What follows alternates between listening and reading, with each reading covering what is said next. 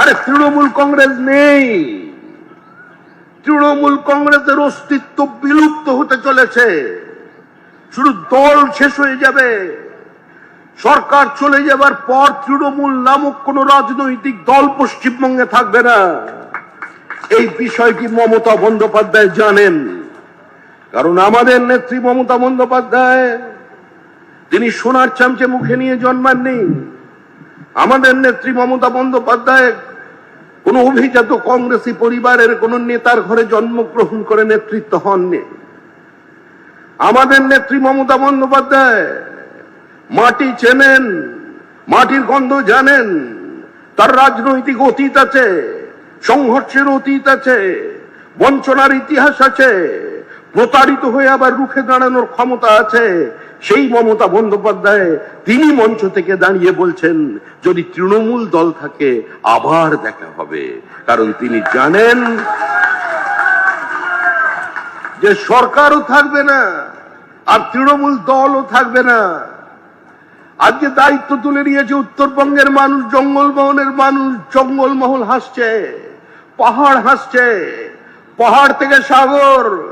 তৃণমূল কংগ্রেস নেই, জলপাইগুড়িতে নেই, আলিপুরদুয়ারে নেই, দার্জিলিং এ নেই, কুচবিহারে নেই, উত্তর দিনাজপুরে নেই, বালুরঘাট দক্ষিণ দিনাজপুরে নেই, মালদায় নেই, মুর্শিদ ফারাক্কা ব্রিজ পর্যন্ত সম্পূর্ণ তৃণমূলকে শূন্য করে দিয়েছে সেখানকার মানুষ।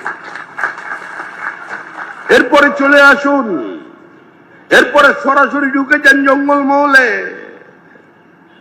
জঙ্গলমহলের আদিবাসী মানুষ, জঙ্গলবঙ্গের মহলের মাহাতোরা, সেখানকার পিছিয়ে পড়া দরিদ্র মানুষরা, তারা দ্রৌপদী মুর্মুর অন্যায় ভোলেনি। তারা 21-এর পরে তৃণমূল কংগ্রেসের সাঁওতাল ভাই বোনেদের উপর অত্যাচারের কথা বলে। এক রাজ্যের মুখ্যমন্ত্রী প্রকাশ্যে সংবিধানের প্রধানকে সমালোচনা করছেন। একটা রাজনৈতিক দল, একটা সরকার যার নামে দেশ পরিচালিত হচ্ছে, যিনি সাংবিধানিক প্রধান, তাকে কোনো জমি পর্যন্ত দিচ্ছেন না, একটা মাঠ পর্যন্ত অনুমতি দিলেন না তার প্রোগ্রাম করবার জন্য। সংসদীয় রাজনীতিতে বিরোধী দলনেতার স্থান মুখ্যমন্ত্রীর পরেই আমাদের বিরোধী দলনেতা শুভেন্দু অধিকারী, তাকে সভা করবার জন্য 104 বার হাইকোর্টের দরজায় যেতে হয়েছে। এই অবস্থার পরিবর্তনের সময় এসেছে। আজকে পুরুলিয়ায় তৃণমূল কংগ্রেস নেই, ঝাড়গ্রামে তৃণমূল কংগ্রেস নেই, পূর্ব মেদিনীপুরের তৃণমূল কংগ্রেস নেই, পশ্চিম মেদিনীপুরের তৃণমূল কংগ্রেস নেই। যারা গতবার হাসছিলেন আপকি বার 200 পার, ওইদিকে এগোচ্ছে। আমাদের স্ট্রাইকারেরা নিজেদের পেনাল্টি বক্স থেকে খেলা শুরু করে সেন্টার পার করে অপোনেন্টের হাফ লাইনে ঢুকে পড়েছেন। এখন ডিফেন্ডার দিয়ে সামলানোর চেষ্টা করুন, আর কিছুক্ষণের মধ্যেই আমরা ঢুকে যাব সরাসরি ওই ডায়মন্ড ছকে, ডায়মন্ড হারবারের। সমস্ত উদ্ধত্তের জবাব মানুষ দিচ্ছেন। গণতন্ত্রের শেষ কথা বলে মানুষ। 12 রাজ্যে এসআইআর, সংঘর্ষ নেই, আন্দোলন নেই। রাজ্যের মুখ্যমন্ত্রীর কালো কোট পরে সুপ্রিম কোর্টে গিয়ে জুডিশিয়ারির উপরে পলিটিক্যাল প্রেশার মাউন্ট করবার কোন প্রচেষ্টা নেই। পথ অবরোধ নেই, ভাঙচুর নেই, বিডি অফিসে আগুন নেই, জাতীয় সড়ক অবরোধ নেই। কিন্তু হচ্ছে পশ্চিমবঙ্গে, কারণ আমাদের মুখ্যমন্ত্রী তো কবি, আমাদের মুখ্যমন্ত্রী গীতিকার, আমাদের মুখ্যমন্ত্রী সুরকার, আমাদের মুখ্যমন্ত্রী স্বপ্ন দেখাতে পারে, আমাদের মুখ্যমন্ত্রী বাংলাকে এগিয়ে রেখেছেন, বাঙালিকে এগিয়ে রেখেছেন। রবীন্দ্রনাথের শূন্যতা পর্যন্ত আমরা ভুলে গেছি মুখ্যমন্ত্রীর কারণে। রবীন্দ্রনাথ গীতাঞ্জলি লিখেছিলেন, এইমাত্র আমাকে দিচ্ছিলেন, এ বইয়ের কোনো প্রয়োজন নেই।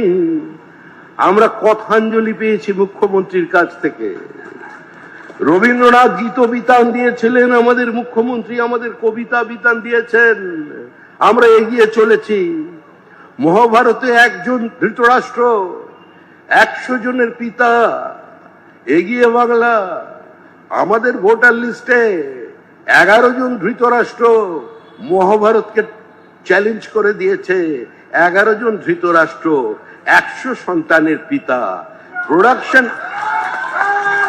প্রোডাকশন কিভাবে হচ্ছে? 2 মাস 3 মাস অন্তর অন্তর চালিয়ে যাচ্ছে। অসামান্য ক্ষমতা নিয়ে বসে আছে পশ্চিমবঙ্গের ভোটার লিস্টে মহাপুরুষেরা। এগিয়ে বাংলা ভাই বোনের বিয়ে শুরু হয়ে গেছে। বাবার নাম শ্রীরোজা, স্বামীরও তাই। এটা আবার নতুন কবে থেকে শুরু হলো?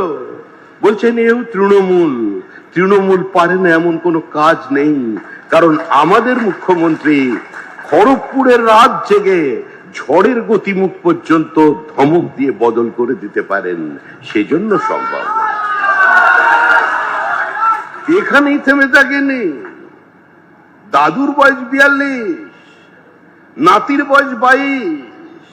দাদু খায়, নাতি খায়, দুজনেই ভোটার লিস্টে, দুজনেই ভোটার।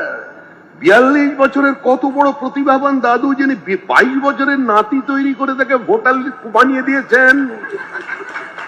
আসলে রহস্য কি? বাবার ছেলের বয়সের পার্থক্য 10 বছরে বাবা, মানে 9 বছর বয়স থেকে। এই ধরনের তেজি যুবকদের খুঁজে আনা যায় না। এদের একটা বিভীষণ ভূষণ না কি সব দেন মুখ্যমন্ত্রী, এদের কি গলায় ওটা পরিয়ে দেবে যায় না। প্রধানমন্ত্রী আসবেন, প্রধানমন্ত্রীকে আপনারা পারলে একটা চিঠি দিয়ে প্রস্তাব দেবেন যে পশ্চিমবঙ্গে আমাদের ধৃতরাষ্ট্র আছে, আমাদের বিচিত্র বীর্য আছে, আমাদের ব্যাসদেব আছে, আমাদের এখানে দ্রোণাচার্য আছে, আমাদের এখানে ভীষ্ম আছে। মহাভারতের প্রয়োজন নেই। পশ্চিমবঙ্গে যা আছে পৃথিবীর কোথাও তিনি খুঁজে পাবেন না। এতদিন পর্যন্ত মানুষরা দেবতার দরবারে গিয়েছিল, এতদিন পর্যন্ত মানুষ দেবতার পায়ে মাথা ঠেকাতো, এতদিন পর্যন্ত মানুষ দেবতাকে স্যালিউট দিত।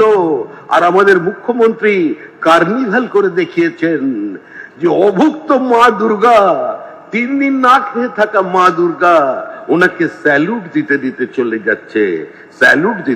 চলে যাচ্ছে কার্নিভাল। কালীঘাটের মা কালী কলকাতা ওয়ালি অনেকদিন আগেই তৃণমূল কংগ্রেসের ফাইল ছেড়ে দিয়েছে, বলেছে না আমি আর পারবো না, আমার পক্ষে আর তোমাকে বাঁচিয়ে রাখা সম্ভব নয়, এই সরকারকে টিকিয়ে রাখা সম্ভব নয়। আমি তো এত দেখছি চারিদিকে। আমি 40,000 চাকরি বিক্রি দেখলাম, 26,000 ছেলে মেয়ের চাকরি চুরি চলে গেল দেখলাম। আমি ভোট পরবর্তী হিংসা দেখলাম। আমি দেখতে পাচ্ছি মরছে মুসলমান, মারছে মুসলমান, অভিযোগ তৃণমূল কংগ্রেসের দিকে। আমি বকটুই দেখলাম সংখ্যালঘুদের জন্য চোখের জলে বুক ভাসিয়ে তোমাদের তৃণমূল কংগ্রেসের নেতৃবৃন্দ তোমরা সংখ্যালঘু মহিলা এবং শিশুগুলোকে জীবন্ত আগুনে পুড়িয়ে মেরে দিলে, আর 300 মিটার দূরে পুলিশ বসে কফি খেলো।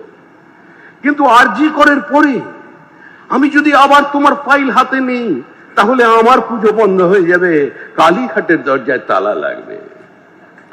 মা কালী ফাইল ছেড়ে দিয়েছেন, দেবী দুর্গা নিয়ে একটু চিন্তায় আছেন। দুর্গাকে এখন সন্তুষ্ট করবার জন্য মানুষের দরবার ছেড়ে উনি বলছেন সেক্টর 5-এ শিল্পের জমিতে দুর্গার মন্দির তৈরি করে দেবে। ওপর থেকে নাকি শিব মানে কৃতজ্ঞতা স্বীকার করে চিঠি পাঠিয়েছে মুখ্যমন্ত্রীর কাছে যে আমার বহুকে তুমি নিয়ে যা করছো এ কল্পনার অতীত। দুর্গা পূজা চেনালোকে তৃণমূল কংগ্রেস আবার কে? অভূতপূর্ব রাজনীতি এবার চলে গেছে জগন্নাথ দেবের কাছে। পুরীতে ঢুকতে গিয়ে বাধা, জগন্নাথ দেবকে বলছেন তুমি চলো। জগন্নাথ দেব বলছেন কোথায়? বলে কেন আমার রাজ্যে দীঘায়। জগন্নাথ দেব বলছেন যেতে পারি কিন্তু কেন যাব? বলছেন এটা তো আমার ধাম, আমি কোন নারধামে আবার যেতে যাব? বলছে তোমায় অন্য কোথাও যেতে হবে না, সরকারি টাকায় মন্দির হয় না, সরকারি টাকায় মসজিদ হয় না, আমি উকিলের পরামর্শ নিয়ে মানুষের দেহ করের টাকা হিটকোর থেকে 200 কোটি নিয়ে তোমার নামে জগন্নাথ দেব কালচারাল সেন্টার তৈরি করেছি। তুমি চলো। আরে দীঘার সমুদ্র শান্ত, রাত্রিবেলা কোনো আওয়াজ নেই, পুরী তো রাত্রিবেলায় ডাকে, কোনো চিন্তার বিষয় নেই, তুমি চলো, তুমি একবার আমার সঙ্গে থাকবে। সুভদ্রা বারণ করেছিলেন বারবার জগন্নাথ দেবকে। বলরাম রাগ করে দুদিন কথা বললেন নিজে, তুমি কি তৃণমূল কংগ্রেসকে চিনতে পারছো না? জগন্নাথ দেখবেন উনি ওই বলরাম, উনি সহজ সরল কথা বলেন। উনি শেষ পর্যন্ত ভীমকেও তাড়া করেছিলেন। ওনার যা কথা স্পষ্ট কথা, উনি বেশি কথার মধ্যে ঢোকেন। তারপরে এখন যেই মুহূর্তে জগন্নাথ এসে ঢুকেছে বলছে এটাও ধাম ওটাও ধাম। সুভদ্রা ওনাকে বলছেন যে পশ্চিমবঙ্গের মানুষ নয় 15 বছরে চিনতে পারেনি, 10 বছরে চিনতে পেরে তারপরে তারা নিজেদের হাত কামড়াচ্ছে। কিন্তু প্রভু, তুমি তো বিশ্ব চরাচরের মালিক, তুমি চিনতে পারলে না? জগন্নাথ দেব বলছেন যে দেবতাদের মধ্যে লবিং আছে, দেবতাদের মধ্যে নারদের এদিক ওদিক টুকরো টুকরো মানে ছুঁড়ে দেওয়া বিদ্রুপ আছে, কিন্তু মানুষ দেবতাকে টুপি পরাতে পারে এই আমি তৃণমূল কংগ্রেসকে না দেখলে বিশ্বাস করতে পারি। তাই জগন্নাথ দেব এখন ছেড়ে দিয়েছেন, এখন সরাসরি চলে যাচ্ছেন উত্তরবঙ্গে। মহাকাল দেবাদিদেব মহাদেব, দেবতার দরজায় মুখ্যমন্ত্রী, কিন্তু গণদেবতা ঠিক করে নিয়েছে 2026-এর নির্বাচন তৃণমূলের বিসর্জন। দেখুন, আমরা এটা বলতে শুরু করেছিলাম প্রথমে, আমাদের প্রধানমন্ত্রী এসে বলে গেলেন পাল্টানো দরকার, তাই বিজেপি সরকার। আমরা সারা পশ্চিম রাজ্য জুড়ে প্রচার করছিলাম, হঠাৎ মানুষ এখন আমাদের দিকে তাকিয়ে বললেন তোমরা কারা? আমরা তো বিজেপি, আপনারাই তো আমাদের তৈরি করেছেন।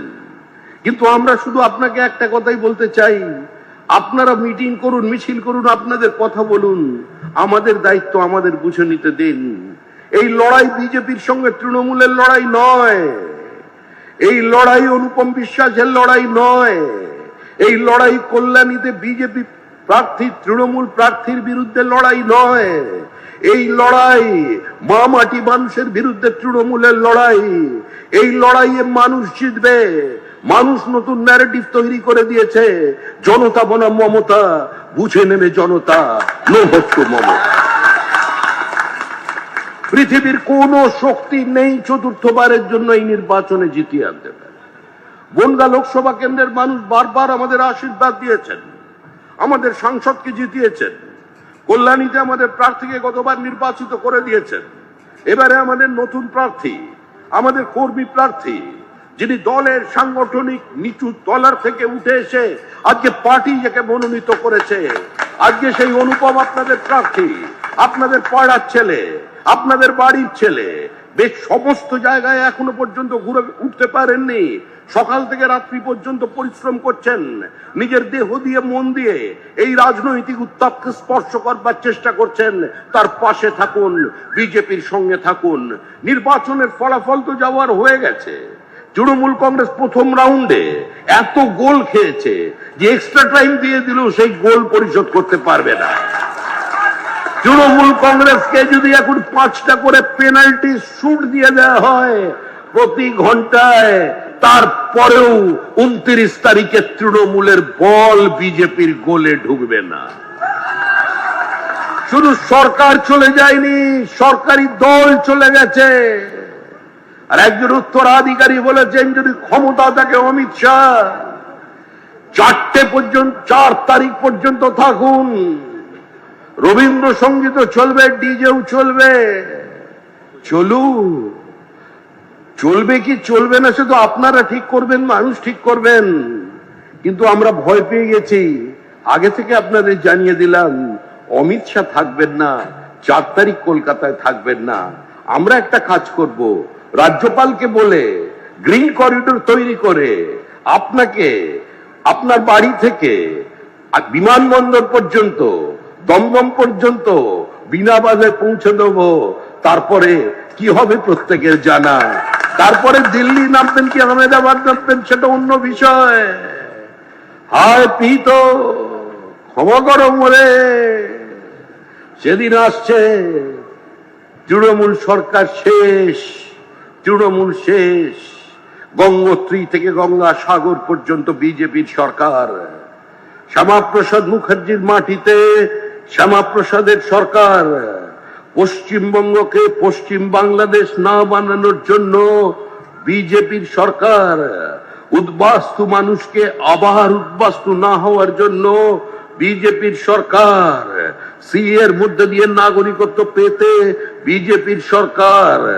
প্রত্যেকের ভোট দানের অধিকার ফিরে পেতে বিজেপির সরকার। অন্নপূর্ণার আঁচলের মধ্যে দিয়ে বছরে 36,000 মানে মাসে 3,000, কারণ লক্ষ্মী ছাড়া হয়ে গেছে রাজ্য, লক্ষ্মীর ঝাঁপি শেষ, লক্ষ্মী পারছে না, আমরা ওর মা অন্নপূর্ণাকে নিয়ে এসেছি, এবার থেকে 3,000 সব দিকে থাকবে। অনুদানের মতো চলবে, অশক্ত মানুষের পাশে দাঁড়ানো সরকারের কাজ।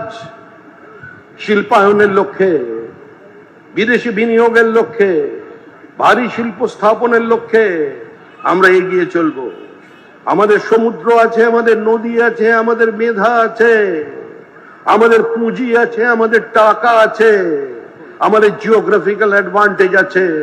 দুটো পার্শ্ববর্তী রাজ্য আছে যাদের কাছে আকরিকে যারা স্বয়ং সম্পূর্ণ। আমাদের অশোকনগরের মাটির নিচে তেল আছে, আমাদের রানাঘাটের মাটির নিচে ন্যাচারাল গ্যাস আছে, আমাদের পুরুলিয়ার রেয়ার আর্থ মিনারেল আছে, আমাদের জঙ্গলমহলে ম্যাঙ্গানিজের আকরিক আছে। পশ্চিমবঙ্গ দরিদ্র রাজ্য নয়, ইচ্ছা শক্তির অভাব ছিল, তাই এবার তৃণমূলকে একটু বিশ্রাম নিতে দিন।